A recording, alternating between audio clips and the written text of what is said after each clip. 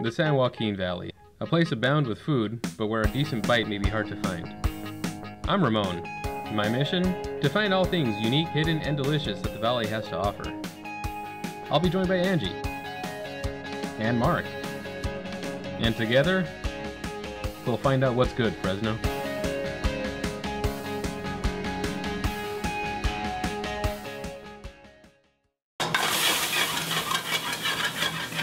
Across the way from River Park, we find the Curry House, run by Chef Sonu. We had a chance to sit down with Chef Sonu and talk about his cooking. My father was already chef too, so okay. So that's why some people say that I'm by born. Yeah, my father always take me with me for everywhere, take me to the market for how I can buy supplies, teach me every single thing, like meats, chicken, vegetables, or spices. So he always teach me when I was around 7-year-old. So slowly, I start interested in my father's business. You see a lot of restaurants that go to big box warehouses to obtain all the stuff that they use to cook their meals. Where do you find something that's a little more unique like what you cook? We have to find all the stuff we have to find different places. Some dry spices we have to find from LA. Some have to find from New York City. Some a Bay Area. So that takes time to get here. Well, I use almost 152 spices. A green cardamom, they have black cardamom, clove, a star anise. Do you make some of your own ingredients in-house as well? Yeah, I make some spice. I make it at home, some yogurt, some kind of sauce we cannot find in a market. So I make some kind of my vindaloo sauce. We make it at home. Some kind of tamarind sauce. That's a homemade. That's so neat that you make so much of that stuff at home, because that means that when we go to the curry house, we really are going to have a flavor that is unique to the curry house. I wanted to make my menu a little bit different. Because all the restaurants, wherever you will go, Indian restaurant, almost they have the same menu. You're right, I've noticed that. But I wanted to do something special, something different than others. So I have some different dishes in my menu. They have a different flavor, different colors, or a less greasy. What do you think is one of the best compliments that a customer's ever given you? Lady ate in a restaurant. After that, she told the server, can I talk to the chef? So I went over there. She asked me, can I take you home? That's rather big compliment for me.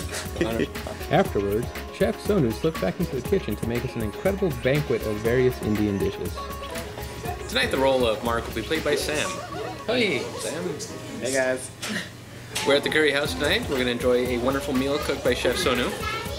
And let's dig in. I think the first thing that you really notice when he brings it out is the smell. Even before you see him, you really do smell the spices that he talked about. Yeah. I can't wait to get to the taste. Ramon, would you like to? I would like to start with those guys. To start us off, we had some delicious vegetable pakoras. I think one thing that's really nice to notice about this too is that while it's a breaded dish, it's not shiny with grease. That's true. The thing that I keep on hearing is the crunch, and again, it's a sign of good breaded fruit. I can barely hear you right now, so crunchy. How are we going to split up the drinks? No, actually, what were they again? This is a mango-based drink with some yogurt.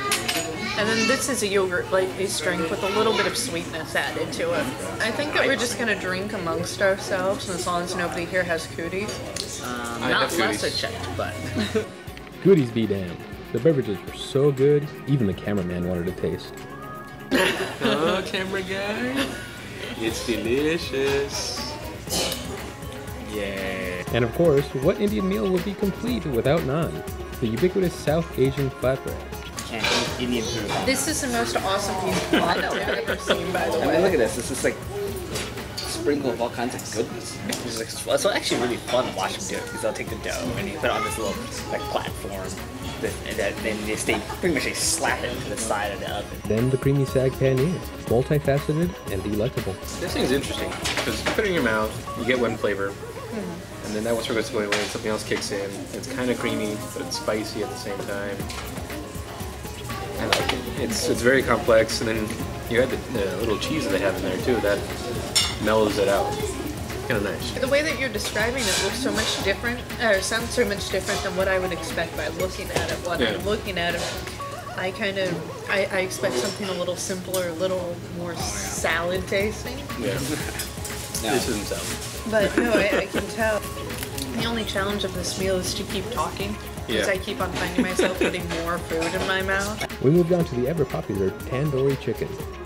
I love the color on that chicken. Yeah. It's just so alive. When he brought it to the table, it was sizzling. Yes, actually, yeah. Yeah, you were able to eat before you actually put anything in your mouth. Just the smell that. It's kind of a tease, isn't it? Yeah. Yeah, it is. It has that uniquely tandoori chicken flavor to it. But at the same time, I find that sometimes when people make tandoori chicken, it can be a little underflavored. Yeah. It's actually pretty good. It's actually, it's just the right amount of that tandoori flavor. The sauce on the butter chicken is incredible. Ramon, I think that we were fighting a little bit over the buttered chicken. Notice it's on my side of the table. I do notice that. I'm saying out of this one. As long as I got some. Oh, there's more? There's a special rice. Oh, Oh my gosh. that is beautiful. All right. Now, the rice. You see all the fruit in it, and you're expecting something sweet. But it's savory. You know? And I like that. Sam, since you are our guest tonight, what was your favorite part of the meal? This is gonna be kind of weird, I think, because it's not. I'm actually not gonna pick one of the dishes. I'm actually gonna pick the drinks. And the thing is, though, is that I kind of, again, I was cheating again. I kind of am familiar. Nobody has noticed that. I'm pretty familiar with Indian cuisine. And I knew that if I had asked for a traditional beverage, that I would get something that I was going to enjoy, that everyone else here was going to enjoy as well. And Angie, what was your favorite? The buttered chicken. I'm such a Saw that sucker coming. for it. I love the sauce that he does on it. It's the best that I've had anywhere, hands down. And there's so much sauce that I can take my naan and I can dip it in it. I can have it with a bit of rice and everything gets just a little bit of that flavor. Well, Ramon, what about you? I'm gonna have to go for the rice. I like the fact that you were expecting something sweet and you get something savory. But yet the sweetness does kick in every once in a while. You know, you're chewing on the rice, all of a sudden, ooh, cherry, ooh, mango. Yeah. So it's not one flavor throughout the whole dish. Well, Fresno, we have to tell you, the curry house is what's good.